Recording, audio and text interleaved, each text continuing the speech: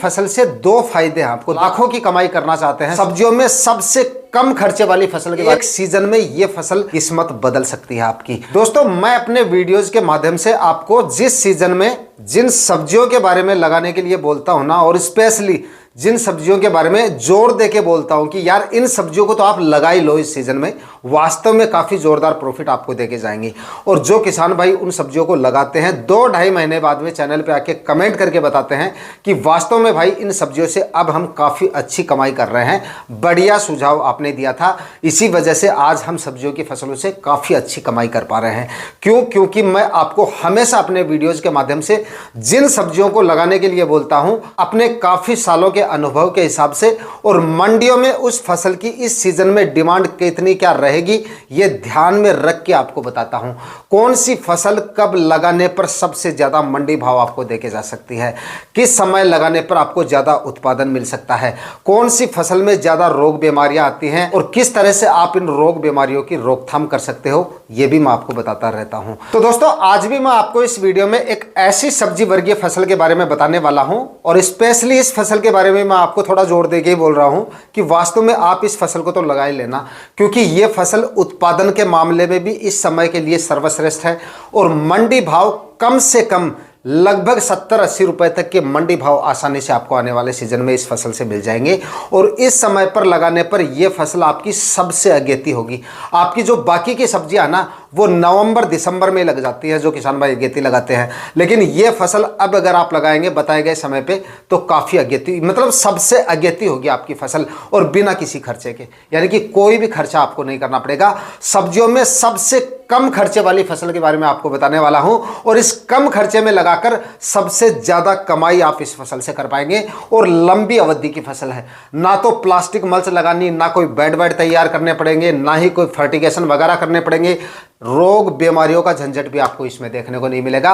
और लगभग आप ये मानिए कि जब तक मानसून आएगा तब तक ये फसल आपको उत्पादन देती रहेगी और जबरदस्त मंडी भाव इस फसल के आपको मिलते रहेंगे।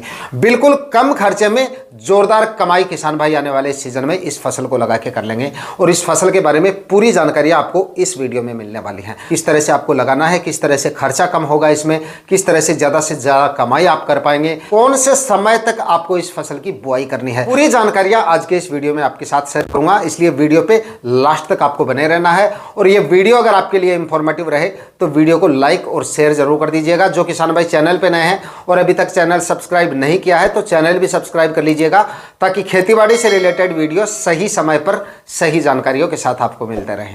नमस्कार दोस्तों, मेरा नाम है सुरेश और आप देख रहे हैं खेत किसान झुंझुनू। तो दोस्तों, नए और गरीब किसान या जो किसान भाई जिनकी आर्थिक स्थिति कमजोर है, सब्जियों की फसलों में ज्यादा खर्चा नहीं कर पा रहे हैं और लाखों की कमाई करना चाहते हैं सब्जियां लगाकर बिल्कुल कम खर्चे में, और अगर आपके पास पैसे हैं तो भी आप इस फसल को लगा सकते हो, क्योंकि वास्तव में एक सीजन में यह फसल किस्मत बदल सकती है आपकी। जो तारीख मैं आपको बताऊंगा उस तारीख तक अगर आप सब्जी वाले गुआर की बुआई कर देंगे तो यकीन मानिए आने वाले सीजन में सबसे ज्यादा मंडी भाव ये फसल आपको देके जा सकती है। करीब 70-80 रुपए तक के भाव आपको मिल जाएंगे।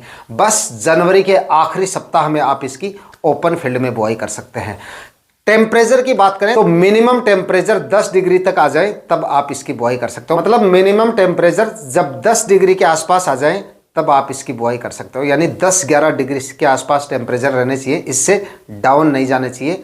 ऐसे टेम्परेचर अगर आपके क्षेत्र में हो जाते हैं तब आप इसकी बुआई कर सकते हो। अमूमन जनवरी के आखिरी सप्ताह में या फिर फरवरी के पहले सप्ताह तक आप इसकी बुआई कर सकते हो, और ये फसल सबसे अगेती होगी। बताए गए समय पे आप इसकी बुआई कर लोगे।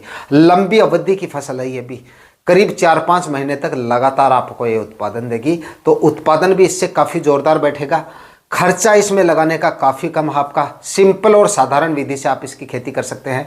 नालियाँ बना के भी कर सकते हैं, फव्वारा इरिगेशन से भी आप खेती कर सकते हैं, क्यारियाँ बना के भी आप खेती कर सकते हैं। बस ध्यान ये रखें, नालियाँ बना के खेती कर रहे हैं या क्यारियाँ बना के खेती कर रहे हैं तो जल भराव जैसी समस्या नहीं होनी चाहिए, मतलब ज़्यादा समय तक पानी का ठहराव नहीं होना चाहिए। ज़्यादा समय तक पानी का ठहराव होगा तो इसमें जड़ गलन की जो समस्या होती है वो काफ़ी जल्दी आ जाती है। और ख़ास तौर से जब आपकी फसल काफ़ी छोटी अवस्था में है उस समय पे सिंचाई का विशेष तौर से आपको ध्यान रखना है। हल्की हल्की सिंचाई करनी है, ओवर वाटरिंग बिल्कुल नहीं होनी चाहिए। ओवर वाटरिंग हो जाएगी, ज़्यादा पानी से आप इस फसल को मतलब कहने का यह है कि ख़राब कर सकते हैं आप। तो शुरुआत में एकदम हल्की और समय पे ही आपको सिंचाई करनी है, अदरवाइज ओवर वाटरिंग इसमें बिल्कुल नहीं होनी चाहिए। यही सावधानी रखनी है और कोई ज़्यादा इसमें रोग बीमारी आपको देखने को नहीं मिलेंगी। दोस्तों सब्जी वाला गुआर अगर आप अगेती खेती इसकी करते हैं तो देखिए शुरुआत में तो मैंने आपको बता दिया काफ़ी अच्छे खासे मंडी भाव आपको मिलेंगे, लेकिन बाद में भी जब आपकी फसल सीजन में आती है, जब हर एक किसान भाई इसको लगा देता है, यानी फरवरी मार्च में इसकी बुआई बाद में ज़्यादा होती है, तो सीजन में भी जब इसकी आवक मंडियों में काफ़ी ज़्यादा हो जाती है तो उस समय भी देश की ज़्यादातर मंडियों में, कुछ एक मंडियों की नहीं कह सकता, ज़्यादातर मंडियों में कम से कम इसके भाव जो है ना वो 20-25 रुपए तक रहते हैं। इससे कम रेट नहीं आते हैं। मतलब एवरेज मंडी भाव की बात करें तो 20-25 रुपए से लेकर 30-35 रुपए तक के एवरेज मंडी भाव आपको मिल जाते हैं। और यही खेती अगर आप जनवरी के आखिरी सप्ताह में या फरवरी के पहले सप्ताह तक अगर कर लेते हैं तो एकदम हाईएस्ट मंडी भाव यानी कि 60-70 रुपए तक के भाव भी आपको इसके मिल सकते हैं। बस बुआई के समय कुछ सावधानियां आपको ज़रूर रखनी है, क्योंकि बुआई अगर आप ढंग से करेंगे तभी अच्छा उत्पादन इससे निकाल पाएंगे। तो इसके लिए आपको क्या करना है, 2 ट्राली सड़ी हुई गोबर की खाद 1 एकड़ में डालनी है आपको।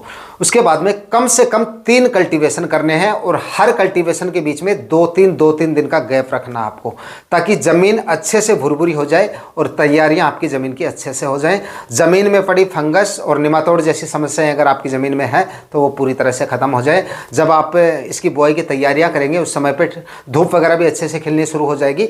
तो इस तरह से गैप दे दे के अगर आप कल्टीवेशन वगैरह करेंगे तो ज़मीन में कोई फंगस वगैरह है तो वो खत्म हो जाएगी धूप की वजह से। और बाद में जाके गुआर की फसल में क्या है कि जड़ से संबंधित बीमारियां भिंडी की तरह काफ़ी ज़्यादा देखने को मिलती हैं, वो समस्याएं आपको देखने को नहीं मिलेंगी। जब आप बुआई कर रहे हैं उस समय पे यानी कि 2-3 कल्टीवेशन कर लीजिए, उसके बाद में बुआई कर रहे हैं उस समय 500 ग्राम पर एकड़ के हिसाब से एक फंगिसाइड डालना नहीं भूलना आपको, ताकि प्लांट आपके कम से कम खराब हो। बाद में जाके कई प्लांट इसके खराब हो जाते हैं, जड़ गलन जैसी समस्या आ जाती है। इसके लिए क्योंकि काली जड़ होकर बाद में प्लांट इसके खराब हो जाता है। कई बार देखा होगा आपने, अमूमन जो किसान भाई गुआर की खेती करते हैं उनको पता है इस तरह की समस्या इसमें आती है। तो कार्बनडाजिम 50% वाला आप जो फंगिसाइड है वो डाल दीजिएगा ज़मीन की तैयारियां करते समय। बेसल डोज में एसएसपी खाद आप डाल सकते हैं। एसएसपी में लगभग 50 से 60 केजी 1 एकड़ के हिसाब से, और यूरिया खाद 15 केजी 1 एकड़ के हिसाब से काफ़ी है इसमें।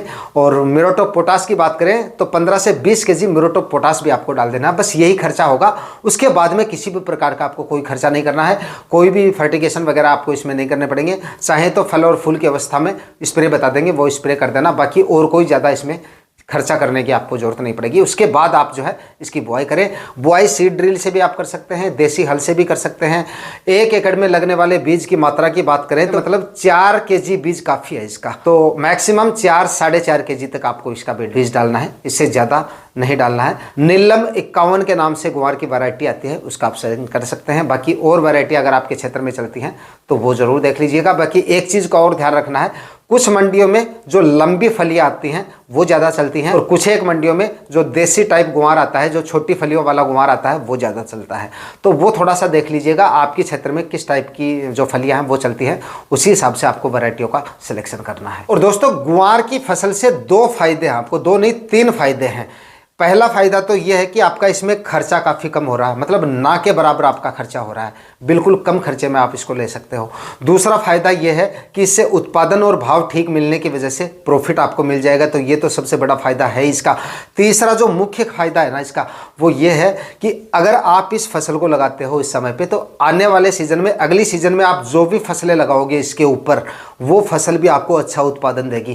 क्योंकि कई टाइप की फसलें होती हैं, कुछ फसलें ऐसी होती हैं जिनसे ज़मीन हमारी उतर जाती है, मतलब ज़मीन कमज़ोर होती है, और कुछ फसलें ऐसी होती हैं जिनसे ज़मीन वापस बनती है, ठीक होती है, मतलब ऑर्गेनिक मैन्योर बढ़ता है ज़मीन का।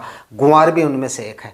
गुआर की फसल से आपकी ज़मीन की कंडीशन भी सुधरती है, क्योंकि करीब 1 फीट तक इतनी जड़ें जो है इसकी ज़मीन के अंदर रह जाती हैं, वो भी ज़मीन के अंदर रहती हैं। उसके बाद जो इसके पत्ते हैं, गुआर के जो पत्ते होते हैं, इतने बड़े पत्ते हो जाते हैं। टोटल पत्ते आपके जब इसके आखिरी हार्वेस्ट करेंगे तब तक पूरे पत्ते जो हैं वो आपकी ज़मीन में रह जाते हैं, ज़मीन पे रह जाते हैं। तो जब तक आप अगली फसल लोगे ना, तब तक ये पूरा वेस्ट जो है ना एक अच्छी खाद में तब्दील हो जाएगा, और उस समय पे अच्छी पैदावार अगली फसल से भी आप ले पाओगे। तो इस टाइप की फसलें आपको ज़रूर लगानी चाहिए, प्रॉफिट भी मिलता है इनसे और ज़मीन की कंडीशन भी इससे काफ़ी हद तक सुधरती है। ज़मीन में ऑर्गेनिक कार्बन इससे काफ़ी हद तक बढ़ता है। देखिए, अच्छा प्रॉफिट लेने के लिए इस फसल में टाइमिंग सबसे ज़्यादा मैटर करती है। आप इसकी बुआई अगर जनवरी माह में करना चाहते हैं तो आखिरी समय पे करें। मिनिमम टेम्परेचर जो मैंने बताए हैं उनका विशेष तौर से ध्यान रखें। 10 डिग्री या इससे नीचे टेम्परेचर आ जाएंगे तो जर्मिनेशन में काफ़ी ज़्यादा दिक्कतें आएंगी। तो सुनिश्चित कर लें कि अब आने वाले सीजन में बुआई से पहले अब इससे नीचे टेम्परेचर नहीं आएंगे। धूप वगैरह अच्छे से खिलनी शुरू हो गई है, कोहरा वगैरह नहीं छा रहा है, इस तरह का मौसम मतलब एकदम साफ होने लगे और टेम्परेचर मिनिमम टेम्परेचर 10 डिग्री या इससे ऊपर चले जाएं, तब आपको इसकी बुआई करनी है। चाहे वो टेम्परेचर जनवरी के आखिरी सप्ताह में ठीक हो जाए, चाहे फरवरी के पहले सप्ताह में। उसके बाद देखिए, उसके बाद में जो किसान भाई फरवरी के मध्य में या फरवरी के लास्ट में या फिर मार्च महीने में भी गुआर लगाते हैं ना, उनको भी काफ़ी ज़ोरदार इसका प्रॉफिट मिलता है। क्योंकि बाद में जाके भी इसके रेट जो है, मैंने बताया था आपको, शुरू में ही बता दिया था कि बाद में जाके भी इसके जो रेट है वो काफ़ी अच्छे खासे मिलते हैं। इस वजह से किसान भाई इस फसल की तैयारी कर सकते हैं। ज़मीन खाली नहीं है तो कोई बात नहीं, सरसों की कटाई होने के बाद इसको लगा सकते हैं आप। सरसों वाले प्लॉट में लगाएंगे तब भी काफ़ी अच्छा बेनिफिट आपको इससे मिल जाएगा। तो बताए गए समय पे और बताए गए तरीके से आने वाले इस सीज़न में किसान भाई सब्जी वाला गुआर लगा के काफ़ी अच्छी खासी कमाई कर सकते हैं। आज के वीडियो में इतना ही। ये वीडियो अगर आपके लिए इंफॉर्मेटिव रहा है तो इस वीडियो को लाइक और शेयर जरूर कर दीजिएगा और जो किसान भाई चैनल पे नए हैं वो चैनल भी सब्सक्राइब जरूर कर लीजिएगा। मिलते हैं किसी और वीडियो में नए टॉपिक के साथ, तब तक के लिए जय हिंद, वंदे मातरम।